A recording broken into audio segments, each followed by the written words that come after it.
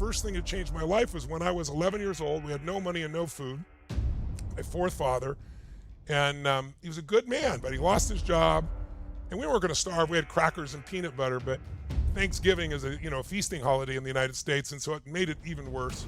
And my parents were arguing and sharing things back and forth that once you say them, you can never take them back. Everybody remembers them.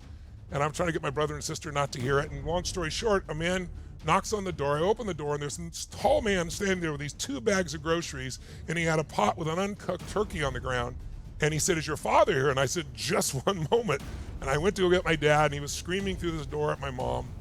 And I said, "There's somebody here for you, Dad." And he goes, "You answer." I said, "I did. It's for you." "Who is it?" I said, "I don't know." And I was so excited to see him be so happy. And when he opened the door, he was not happy. I couldn't believe it.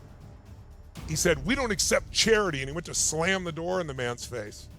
And long story short, the man finally just said, "Look, sir, I'm just delivering this food. Someone knows you're having a tough time. Everyone has tough times. And this is for your family." And my father went, "We don't take charity," and started to push the door again. And the guy's leg was there, so it smashed against it and popped open. And the man saw me, and I'll never forget this moment. He looked at me, and he looked at my father, and he said, "Sir, don't let your ego get in the way of taking care of your family." And I thought my father was going to punch him in the face. I could still see it like yesterday, his veins in the side of his neck popping open. And he took the food, slammed it down, and closed the door. Didn't even say thank you.